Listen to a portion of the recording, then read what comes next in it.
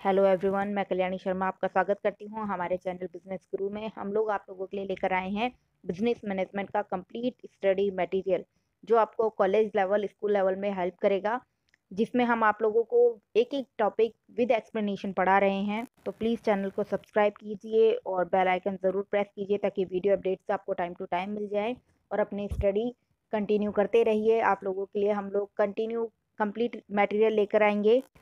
अभी हम लोग आप लोगों के लिए लेकर आए हैं 12th आरबीएससी की कंप्लीट स्टडी मटेरियल, जिसमें आपको एक एक टॉपिक कंप्लीट एक्सप्लेनेशन के साथ आपको समझाया जा रहा है। आपकी कंप्लीट बुक आपको इसमें कवर करवाई जा रही है।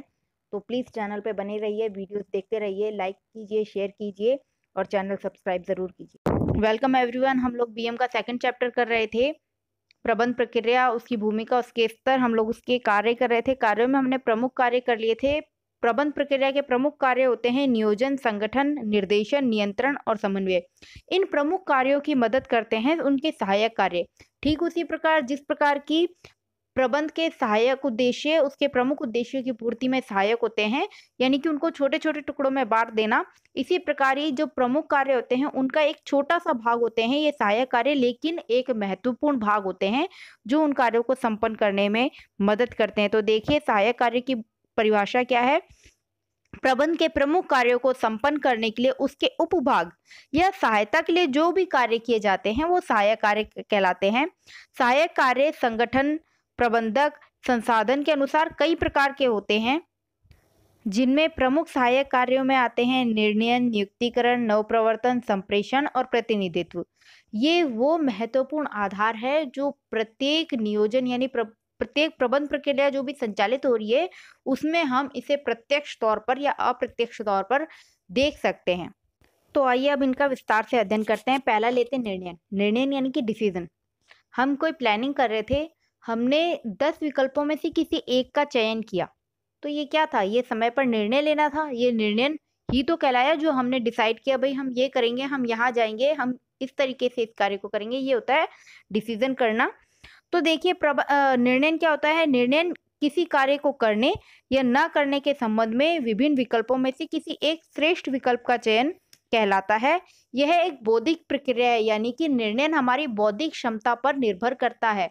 हम क्या डिसाइड कर रहे हैं ये हमारे चातुर्य पर निर्भर करता है, ये हमारी बुद्धि लब्धि पर निर्भर करता है।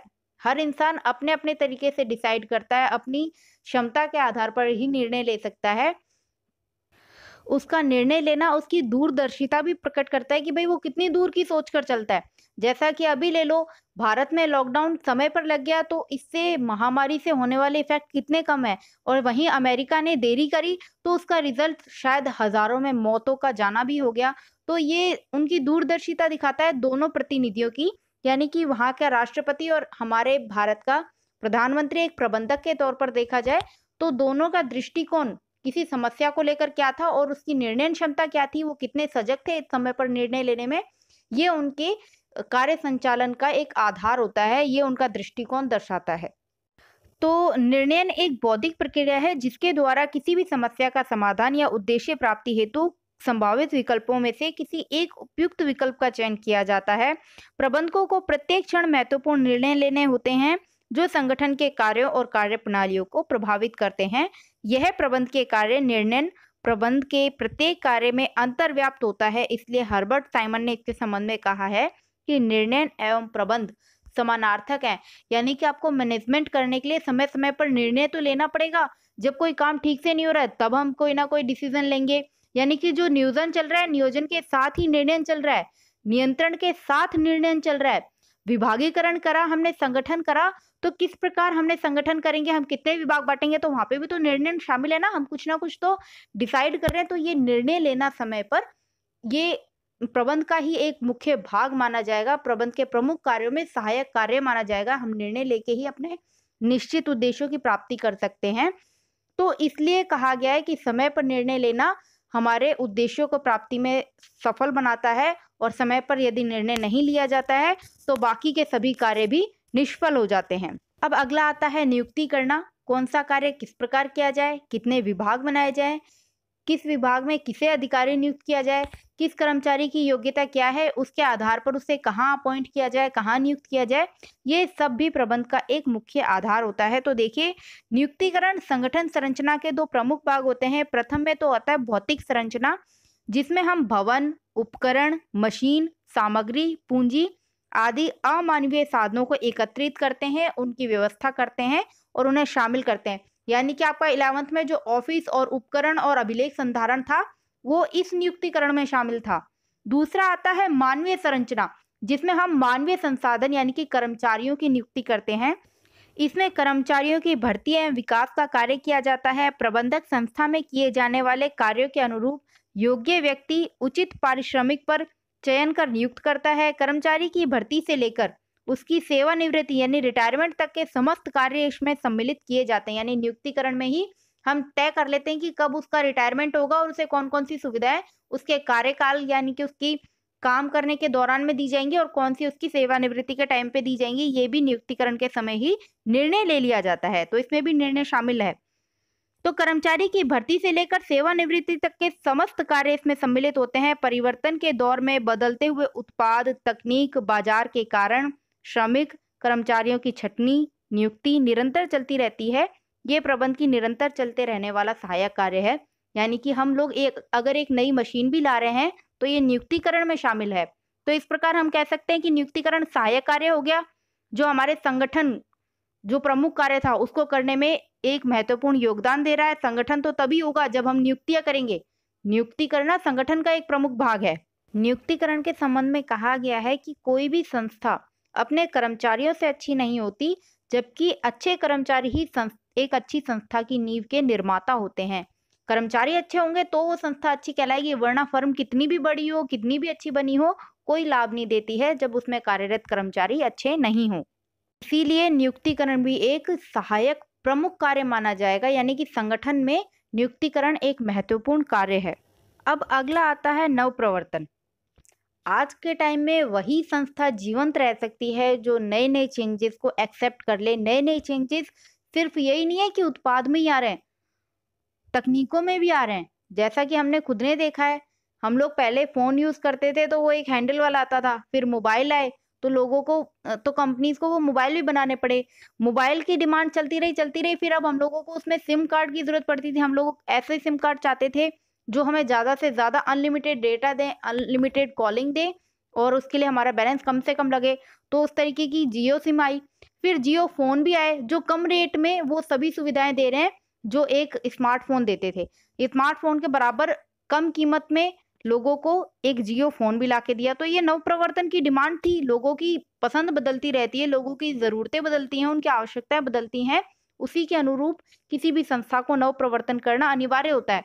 यदि वो ये सब कार्य ना करें तो लोग अरुचिकर हो जाएंगे उनके उत्पाद के प्रति, उनका इंटरेस्ट नहीं रहेगा तो उत्पाद की बिक्री नहीं होगी, मांग का सृजन नहीं होगा, तो फिर किसी संस्था के स्थापित करने का फायदा क्या। तो अब देखते हैं नवप्रवर्तन क्या कहता है। सूचना प्रौद्योगिकी के क्रांतिकारी युग में हर पल बदलाव आ रहा है। हम सभी मोबाइल का प्रयोग करते हैं। आप देखते हैं कि हर रोज नए वेस्टिए के साथ साथ नई तरीके का मोबाइल बाजार में आ रहा है। एंड्रॉयड फोन, स्मार्टफोन और पता नहीं किस किस तरीके के। यही नहीं, मोबाइल में प्रयुक्त ऐप में भी विशिष्टता आ गई है जिसमें निरंतर सुधार और विकास हो रहा है। यही नवाचार और नवप्रवर्तन है।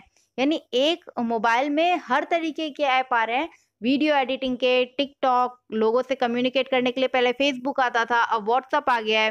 फेसबुक से ज़्यादा लोग जुड़ जाते थे, अब हम हमारे कॉन्टैक्ट वाले लोगों से ही व्हाट्सअप से जुड़ते हैं। हम लोग जूम क्लाउड पर मीटिंग कर सकते हैं, लाइव 100 लोगों से कर सकते हैं, जबकि व्हाट्सअप तो हाईएस्ट 3 से 4 लोगों के साथ कॉन्टैक्ट देता है वीडियो कॉलिंग पे। तो इस तरीके से फीचर भी बढ़ते जा रहे हैं, लोगों की डिमांड बढ़ती जा रही है, उतना ही नवाचार बढ़ता जा रहा है। तो बदलते परिवेश में निरंतर उत्पाद विकास व शोध कार्य करते रहना भी एक प्रबंधक का मुख्य कार्य होता है। यदि वो ये नहीं जानेगा कि लोगों की डिमांड कब बदल रही है, कब वो नई मांग उत्पन्न हो रही है, तो वो उस के अकॉर्डिंग कार्य नहीं कर पाएगा, वो उस उत्पाद का निर्माण नहीं कर पाएगा। तो इससे उसके निर्धारित उद्देश्य, उसका लक्ष्य, मुख्य उद्देश्य व्यवसाय का क्या होता है, लाभ कमाना, वो पूर्ति नहीं होगी। क्यों? क्योंकि उसने लोगों की डिमांड पूरी नहीं करी। लोगों की डिमांड पूरी नहीं करी तो लोग उसके ग्राहक क्यों बनेंगे, उसमें इन्वेस्ट क्यों करेंगे। यही नहीं, नए बाजार का सृजन और खोज करना, कच्ची सामग्रियों को सस्ती दर पर प्राप्त करने हेतु नए आपूर्तिकर्ता खोजते रहना, नई तकनीकें व मशीनें ढूंढना तथा कुशल, योग्य व प्रभावी व्यक्तियों को संगठन से जोड़ना, यह समस्त कार्य कुशल प्रबंधक निरंतर करता रहता है। ऐसा करना संगठन के अस्तित्व, सफलता, विकास, विस्तार के लिए अपरिहार्य है, जिसके संबंध में पीटर एफ ड्रकर ने इस कार्य को प्रबंध का सबसे महत्वपूर्ण और प्रमुख कार्य बताया है। नवाचार किसी भी उद्योग, किसी भी व्यवसाय का एक महत्वपूर्ण कार्य है। यह हमें निरंतर करना पड़ता है। नई योजना भी जब हम लागू कर रहे हैं तो इसे बोलते हैं नवाचार करना। नई हमने तकनीक स्थापित करी है तो ये भी नवाचार ही है। नवाचार करने के बाद में हमें उसके साथ समन्वय भी स्थापित करवाना पड़ेगा। अब ये नवाचार कहाँ कहाँ हो सकता है? हम लोग जिससे कच्ची सामग्री ले रहे थे उससे यदि कम कीमत पर और अच्छी क्वालिटी में हमें सामग्री उपलब्ध हो रही है तो हमें उसको भी खोजना पड़ेगा, वहां पे भी नवाचार करना पड़ेगा।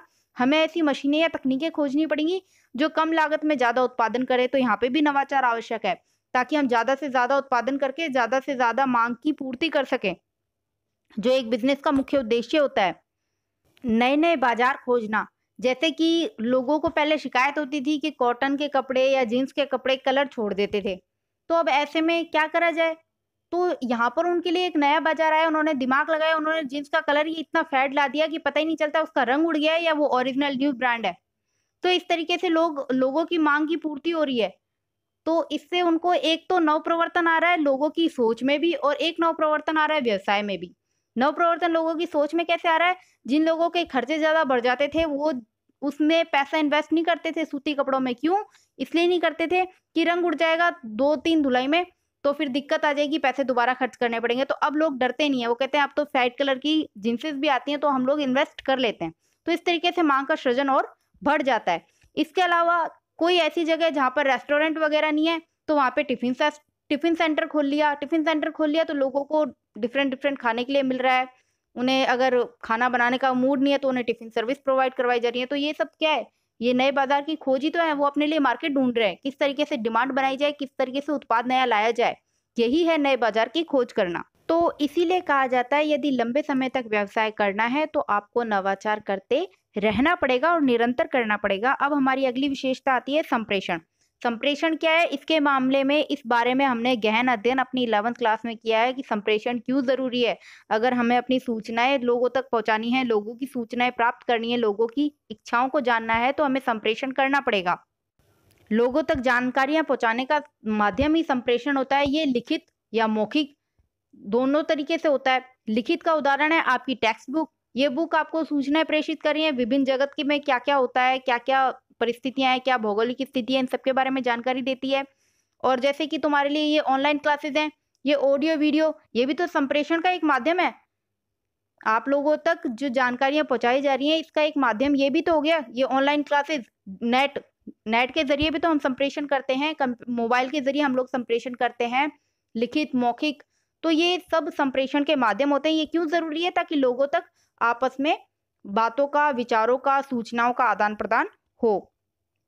ठीक इसी प्रकार एक व्यावसायिक उपक्रम में भी प्रबंधक व कर्मचारी के मध्य विचारों, तथ्यों, सूचनाओं और भावनाओं के आदान प्रदान के लिए संप्रेषण आवश्यक होता है। संप्रेषण से ही प्रबंध के विभिन्न स्तरों पर, जो औपचारिक समूहों में हमने देखा था विभिन्न स्तर थे, उनमें संदेश, निर्देश, आदेश, सुझाव और सूचनाएं प्रसारित होती हैं ताकि कर्मचारी कुशलता पूर्वक अपने कार्यों को निष्पादित कर सकें। यदि कर्मचारियों को यही नहीं पता चलेगा कि अब हमें क्या कार्य करना है या किस तरीके के आदेश आए, तो फिर वो उस उद्देश्य पूर्ति के लिए हमारी इच्छा अनुसार या हमारे नियोजन के अनुसार, हमारी योजना के अनुसार कार्य नहीं कर सकते, क्योंकि उन तक तो संप्रेषण हुआ ही नहीं है। इसलिए संप्रेषण आवश्यक हो जाता है। संगठन में सुचारू संप्रेषण व्यवस्था या प्रणाली को लागू करना प्रबंधक का विशेष कार्य है। ये इसलिए इंपॉर्टेंट है क्योंकि उच्च स्तर से लेकर निम्नतम स्तर तक सूचनाओं का आदान प्रदान निरंतर चलता है। कभी ऊपर की ओर तो कभी नीचे की ओर प्रवाह होता है। अधोगामी और ऊर्ध्वगामी संप्रेषण जो होता है उसका माध्यम जितना सरल होगा, जितनी उसमें जटिलताएं कम होंगी, उतनी ही हमारे कार्य गति बढ़ेगी, क्योंकि सूचनाएं जल्दी से, शीघ्रता से प्रेषित हो रही हैं। जब ये जटिल हो जाती हैं और सूचनाएं समय पर नहीं पहुंचती तो उसका खामियाजा हमें ही भुगतना पड़ता है। हमारी कार्य क्षमता जो होती है, हमारा कार्य स्तर जो होता है वो निम्न हो जाता है, हमारी कार्य गति धीमी पड़ जाती है। इसलिए संप्रेषण बहुत ज्यादा आवश्यक है। इसलिए संप्रेषण के माध्यमों का से संबंधित निर्णय भी हमें सोच समझ के लेने आवश्यक हो जाते हैं। प्रभावी संप्रेषण से कर्मचारियों में फैलने वाले भ्रम, अफवाह, मनमुटाव और दुर्भावनाओं को दूर किया जा सकता है, लेकिन ये तभी संभव होगा जब संप्रेषण सरल और सहज होगा और प्रभावी होगा। अब अगला सहायक कार्य आता है प्रतिनिधित्व। प्रत्येक व्यवसाय को प्रभावित करने वाले बाहरी घटक या तत्वों से संपर्क में रहना, उनसे अच्छे संबंध बनाना, संबंधों को बनाए रखना, वार्तालाप करना, उनके साथ विचार गोष्ठियां करना और संगठन के हितों की सुरक्षा करना, ये समस्त कार्य आज के वैश्विक युग में नितांत आवश्यक हो गए हैं।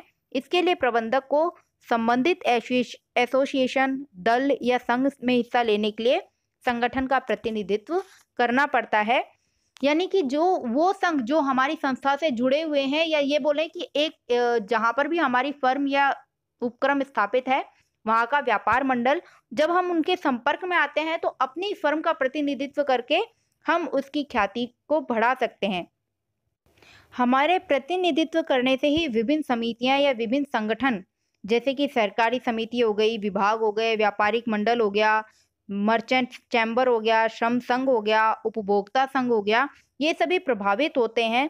और इनसे संपर्क बनाए रखने से इन मंचों व सभाओं का प्रतिनिधित्व करना बहुत ज़्यादा अनिवार्य हो जाता है, ताकि इन्हें प्रभावित करके हमारी जो संस्था की ख्याति है उसे बढ़ाया जाए, क्योंकि संस्था की ख्याति भी संस्था के उद्देश्यों का एक महत्वपूर्ण भाग है।